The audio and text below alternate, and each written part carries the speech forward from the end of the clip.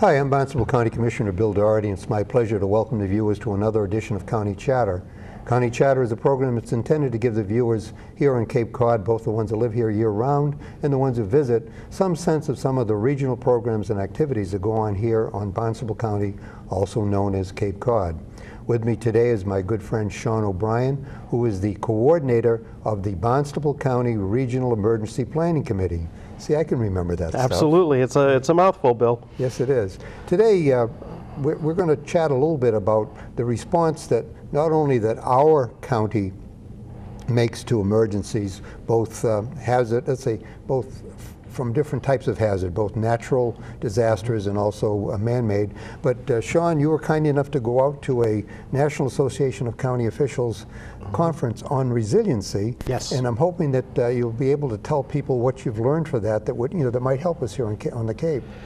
Well, what's very interesting is, when you get out of New England and you leave the New England area, you start to see a different county structure that's out there. You see a lot more. Cape Cod's kind of unique. We have county government, and in other areas of New England they don't. But when you start to go outside of the New England area, you see more of a county presence when it comes to emergency management and emergency planning. And so this conference was actually a great opportunity to see what's going on in other areas of the country, whether it be the Midwest, the West, and also the South. You deal with county officials in Florida, and they deal with weather-related events like we do when it comes to hurricanes. You meet with folks from the Midwest and they deal with blizzard conditions like we do. So it was actually a great opportunity to network and meet some of the different people involved and see some of the different opportunities that they have and the different planning that they've done. Now, you said you met people from other parts of the country. And I think you were on a board, right? I was on a panel, yes. Yeah, tell us a little bit about what that was all about. Well, really what we were trying to do is explain how counties have worked over the years when it comes to emergency preparedness and emergency management. And I was on a panel with a gentleman from Minnesota, but also a gentleman from Alabama. And both of them come from a very strong county system when it comes to emergency management. Mm-hmm. And it all goes through the county. Here, we kind of do it a little bit differently. We support the communities here in Barnstable County. We provide a support mechanism. Say that again. We support the communities here in Barnstable County. Right. We might tend to get lost in some of the, what I call the noise that we're hearing. Exactly. I mean, we do not take over when it comes to emergency preparedness and emergency management. Our goal is to assist the 15 communities here in Barnstable County and support whatever needs they have. So we've actually used the county structure to form our emergency preparedness opportunities, and that's based on what the towns wanted. So it allowed us to do a regional sheltering plan, and now we're looking at other plans that we can do regionally. Now, I do recall that when we looked at this, to begin with, it was very important that we have participation from the communities. And one of the things that you've done is that, and successfully I might add, is to integrate the fire service, and Yes. police, and the health. Yes. So all of the aspects of public safety are all integrated into that committee. And Sure. when I went to the Incident Command training down in Anniston, Alabama. I'm trying to remember the name of that arsenal. It used to store, nerve gas and other stuff. Chemical weapons. Chemical weapons, yeah. Yes. Back in the day.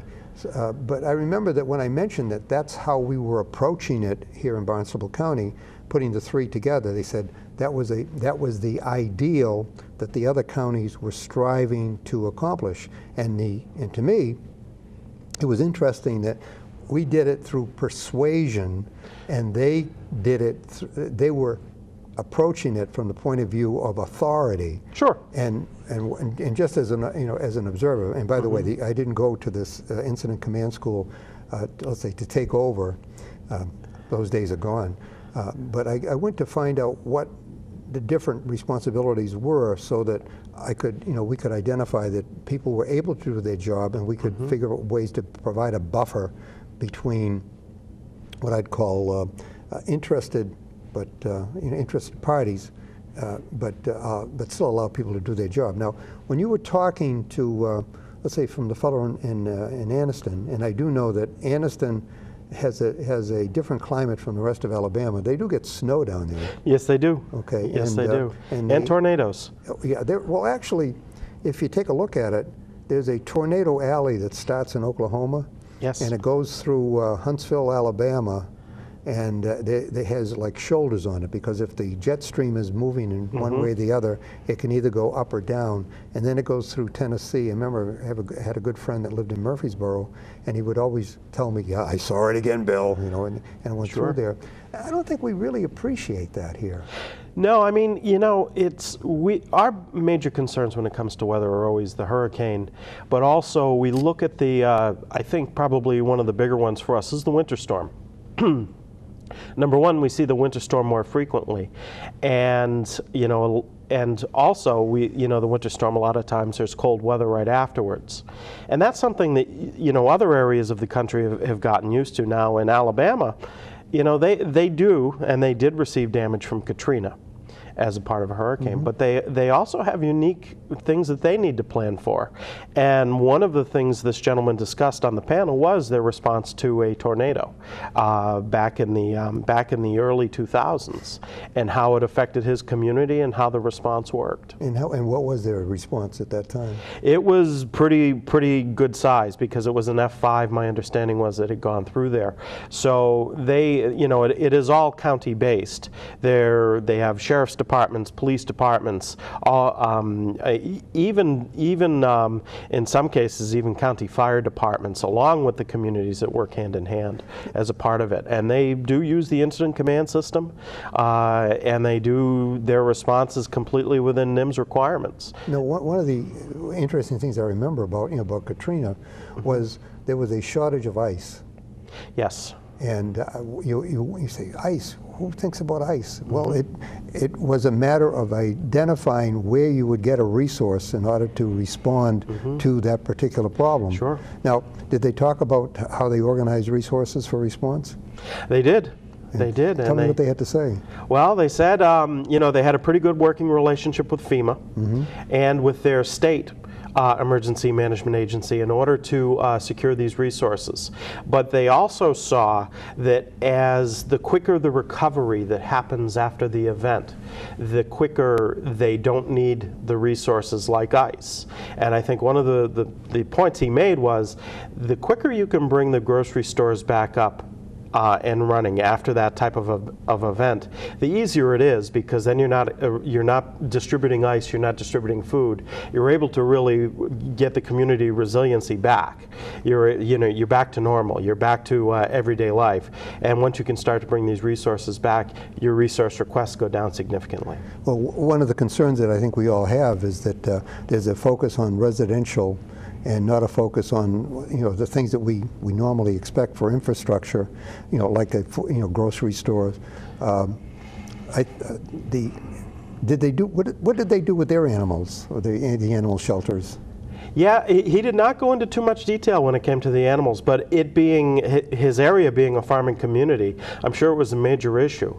It was interesting, because when I was talking to the gentleman from Minnesota, he liked the idea of how we run county shelters here in Barnstable County, and we have an animal component to it. So they're very interested in seeing our sheltering plan and seeing what ways they can implement this whole, the whole animal response, the whole Medical Reserve Corps response, and into their sheltering program.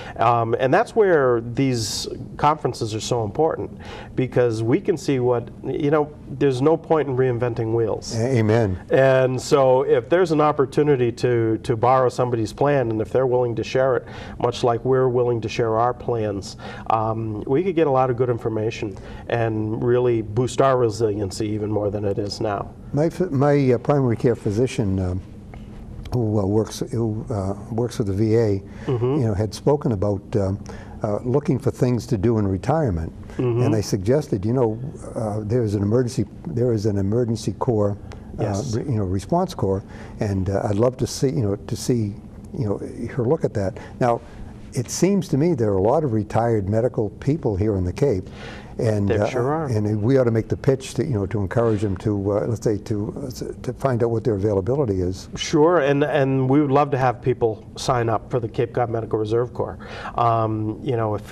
If you Google Cape Cod Medical Reserve Corps, or I think our website is www.capecodmrc.org. Right. You can there are actually applications there, and our coordinator Jean Roma would be happy to work with folks coming in. Basically, if folks come in and visit our office, they usually end up as volunteers one way or another with the Medical Reserve Corps. It's very Jean is good. very persuasive. Yes, she's very good that way. And the most important thing to emphasize is that that at the time of an event, although you might be inclined to be helpful, in order to be useful, you have to have a query, especially if you sign up for let's say for some of these services, and that protects both the person that's signing up as well as the public at large to know that they're not going to be taken advantage of by people that they're essentially there to be volunteers and to be helpful. It really is. I mean, unfortunately, in these days, doing just-in-time volunteers is very difficult. And I think the Sheriff's Department can attest to it after what happened in Katrina, when we have folks come up from Louisiana to the Mass Military Reservation. It's really difficult. So for us, it's better if folks volunteer early. And it also allows us to know what our resources are out there. Because, as we start to go into winter storm season, a lot of times folks are gone for a month, 2 months. We found that out that last winter emergency. We did. And much to my chagrin, since we were out for about 5 days, it turned out that many of the people that were, let's say, who had signed up to volunteer were not in the area. And you might talk a little bit about, because winter is upon us. You might talk a little bit about the lessons that we learned from that last Absolutely. snow emergency event. Well, we being a peninsula in the middle of the Atlantic Ocean, we tend to be a target for inclement weather, and especially nor'easters. No, not the tourists that we want. Yes, and a lot of times they will be snow-related events, and especially during the winter months. Occasionally we're lucky, we get the rain, but many times now we're seeing it is a snow-related event. And with the extended power outages, we saw about 1,200 people in our shelters. Probably the most important thing was that people need to realize our shelters are there as a shelter of last resort. We want people there. We want them to come in. It's a place to get warm. It's a place to have a cot and a blanket and maybe a pillow, but really, and maybe a power bar or granola bar or some sort of meal. But honestly, it's not the Ritz. It is bare basics. And what we really need people to realize is you can't just come to the shelter without anything. If you are on medication and you expect to be in the shelter for 3-4 days, you need to bring 3-4 days of medication. Because quite honestly, it's very difficult for us to get in touch with your doctor to get your prescription refilled. Now that brings up a concern that I have, is that we have folks that are in nursing homes. Yes. That might have the need of having shelter. What are we doing about coordinating with the nursing home so staff from the nursing home stays with the people that are transported? Sure, we've begun discussions, and we've had discussions with many of the facilities, as has the Massachusetts Department of Public Health. And that is, if folks are going to unfortunately have to evacuate their facility, their staff needs to go. Their staff must be in the shelter with them. Because quite honestly, a shelter is not a hospital. And it's not a nursing facility. It's not a long-term care facility. It is a place just to ride out the storm, and potentially longer should there be until you get your power back. So our shelters are very limited as to what they can do, and it's really important for folks to realize that you have to take care of yourself as well. Even Bill, if somebody's on a special diet, chances are we're not going to be able to accommodate that in a shelter. Yeah, somebody asked me, they were inviting me over for dinner, and they said, kosher, halal, and or gluten-free, or gluten-free or vegetarian, let's see, I was talking to a kid this morning about, she was telling me, she says, I'm allergic to gluten. I said, what are glutens? She said, that's flour. I said, what kind of flour? And she says, well, I don't know. It's flour. And I said, well, is it wheat flour, rice flour? Sure. Because there's a misperception, I think, about what represents what you would know that you would need and what people are equipped to support that need. Absolutely. But getting back to to your visit out to Iowa, St. Paul, Minnesota is a place where I have been in the wintertime. God help me, not to the Mall of America over in Minneapolis either. And they have such severe cold weather that I believe that they still use head bolt heaters on their engines in order to keep them warm in the wintertime. I think they do. Now, did the person from St. Paul talk any about what they do in that kind of extreme condition? Well, he did actually, and they do have shelters, and their shelters are pretty much set for if they do have extended power outages, they do have their shelters ready to open up, much like we do, and they do a lot of like we do. They look at their generators, and they want to make sure that their generators are maintained and have that heating capability in order to work during the event. And that was something we learned the last event. We had a lot of generators fail. Yeah, preventive maintenance is something that I think that we imperfectly understand, because preventive maintenance, as you're taught, if you're taught doctrine when you're in the military, is that there's a certain protocol. You don't peak an emergency piece of equipment and then turn it off. You put it at a steady state condition for a period of time, and then you evaluate it. And if you don't do that, a very simple thing happens to anything with a pump. All the seals dry out, and when you do set them, you have this interesting spout of oil that goes over everything. And we did see that at a few of our generators, and I think that's something that they've dealt with in the past as well. It was interesting because while we were in Iowa, it was 10 degrees. And you visited winter. We did. Winter came early in Iowa, and although I don't know if it's that early. And what was kind of interesting was the gentleman from Minnesota was going back to -9. So it's something that they deal with quite a bit. Oh, yeah. But what's interesting is they look at their shelters are not full service shelters. So what we've done for full service shelters can help them out and now, aid them. Tell the folks what is full service. Since it is a very limited, both in capacity and in, let's say, in resources, what do we define as being a full-service shelter so people would know here? Sure. Our full-service shelters, we have an animal component. So if people have to leave their home, they can bring their pet.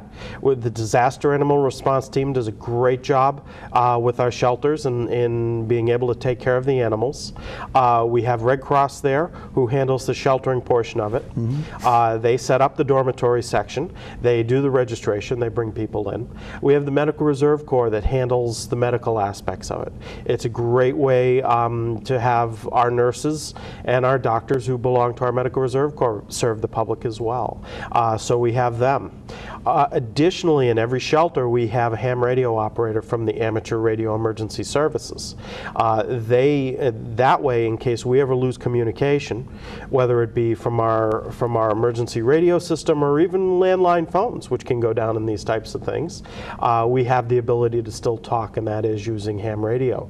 Ham radio we keep in every shelter. Well, that's good to hear, because I know that way back in the beginning, several years ago, we were relying upon, was it a combination phone and walkie-talkie setup, and didn't realize there was a protocol on it, so that whenever you press the thing in order to get a connection, you put it into a loop. Sure. So it would have to exercise the loop 99 times, for example, before it would actually make a connection. And the thing that I never realized was that the cell towers needed to be powered separately. Absolutely. Then, from they did not operate as a passive antenna. They were active because they were transmitting, and in order to transmit, they did need power. So you could try to talk to somebody, but you couldn't. You'd see there's no bars, so you had no connection without that power. And that's one of the things that can happen in a storm. I mean, number one, there's the potential of losing the cell tower, but number two is if the cell tower isn't equipped with a generator, it's not going to work very well either. And you're starting to see that upgrade happen as well. You're seeing more emergency response even when it comes to our carriers and everything. Being a little bit more prepared. NSTAR has been great as a utility. Have they? They've started to really work things out. I know there were some issues last storm with public notifications, and they've worked on that, and they work with us very well, hand in hand when it's for us and public safety to keep track of what's going on with power outages across the area. Comcast has done a great job on with their own emergency management program and keeping things up and running with the cable company. Now, when you lose power, don't you lose Comcast? You do lose Comcast, but what's very interesting is we can also use Comcast to help us out to find out where power outages are as well, because how do you do that? You ping the box, so to speak. You ping the cable box, and if there's no response back from that cable box, you can find out if you can find out if there's power there at that home or not. Now, are we sharding our own neighborhoods and areas? We can if we need to, and Comcast has offered it. Usually with NSTAR, they have a pretty good handle on it, though. They can give us a pretty good idea of what substations are down, etc. This last time. That's true. Okay, but being an old utility type, the substation might be back in service, but there's a distribution network that's connected to that substation, and you really have to go around to see what what intermittent damage there is, because unless there's a big element of having somebody in a truck go around and physically look at it. So it is important that if people are out, they need to call in to they need to call the NSTAR numbers, and so to make they sure know that they're aware of it. Exactly, and it gives us it gives us an opportunity to know where things are at. That call in, the more calls they receive for a neighborhood, the more they're going to know there's a problem out there. And then additionally, the whole Comcast opportunity of pinging the cable box is a good backup for us to see, as a way to find out how power outages are. We've also seen Verizon really start to come out, and really Verizon during the last two storm events has been a big help when it comes to landlines and what's coming back up. That's important for one simple reason. We've gone so much to electronic phones with the technology, and what we have to realize is that an analog phone is a dependable phone in an emergency, because if you have copper coming into your house, you have the voltage on the copper. If you have fiberglass coming into the house, you depend upon the battery backup, and that battery backup has a limited life for capacity. We recommend people still keep a backup copper line phone. A hard line phone. We recommend that. I have a good one and a bad one. I think one I picked at the dump, and it still works. And the other one, I think I got at Radio Shack for $6 or something like that. And that's the only. And it was a lifesaver when during the last emergency, because when people were worried about us and they were calling our kids, because they couldn't get out to to see us. So we were able to receive calls and also call out. But of course, the very wonderful high technology, wireless phones are all around the house. Didn't really work out that well.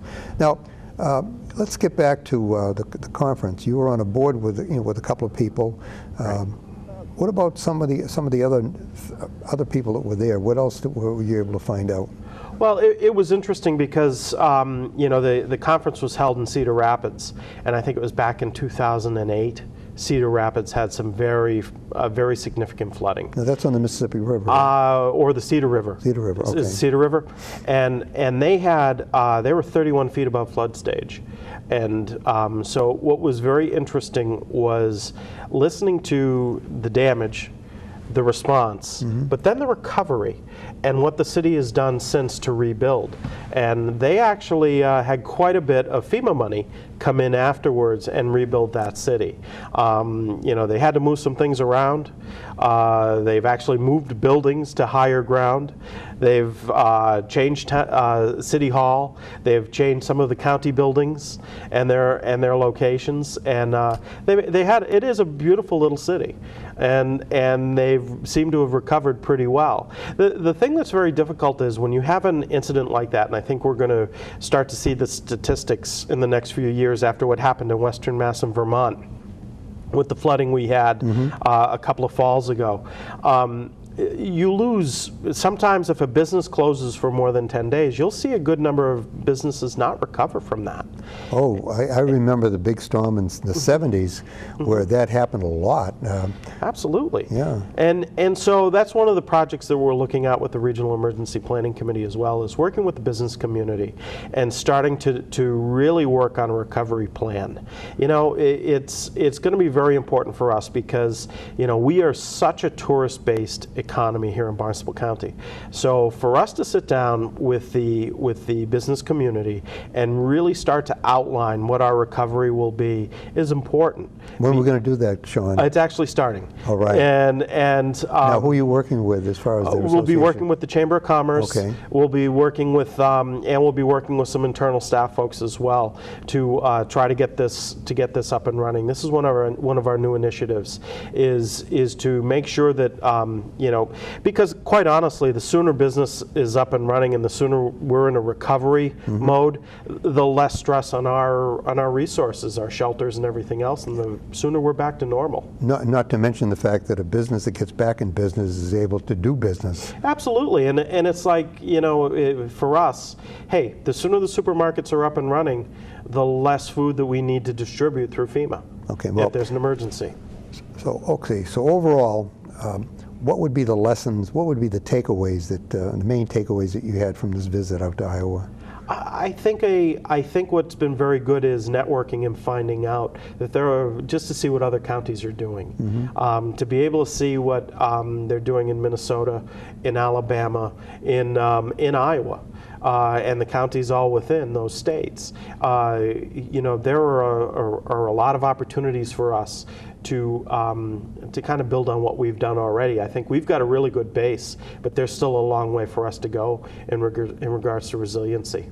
So summarizing what we need to do in the short term, it sounds like we've already started to reach out to the business community to come up with what I'd call mutually supportive plans. Yes. Okay, we're advising people that they have responsibility to take care of themselves in the short term. Absolutely. And part of that taking care of themselves in the short term is to recognize it'll be at least 72 hours before you really get a useful response. Sure, yeah. So when you get those warnings about things happening, you know, the idea would be that you'd have what resources you need in order to get through a couple of days so that people can do their job. And the other part is that, well, there is a hierarchy of need.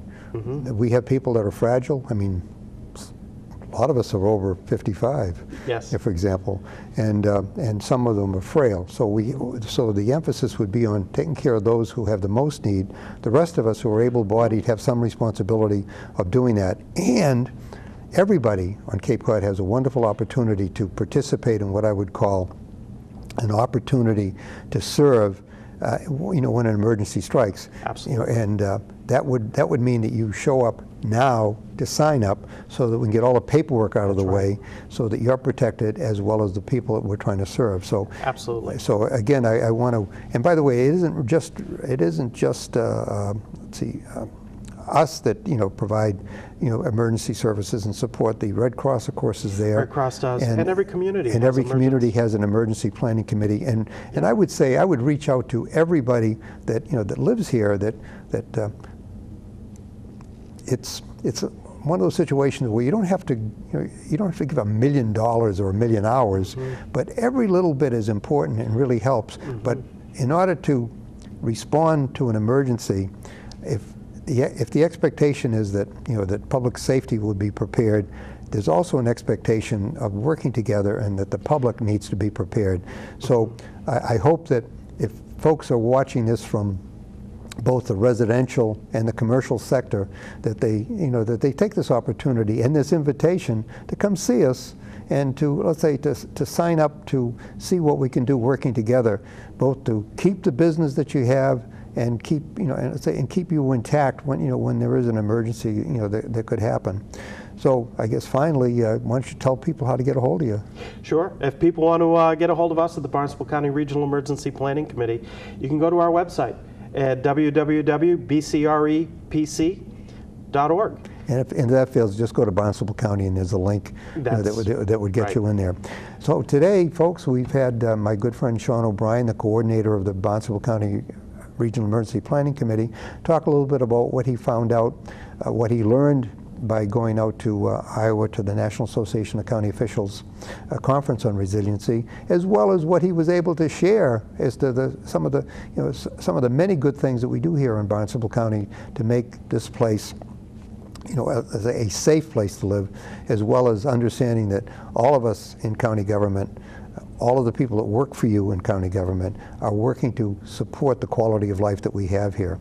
So with that, I want to thank the viewers for spending this time with us to find out a little bit more about resiliency here on Cape Cod, and strongly advise you that, as the Boy Scouts say, be prepared, because that's the thing that we have to do in order to stay safe. So thank you.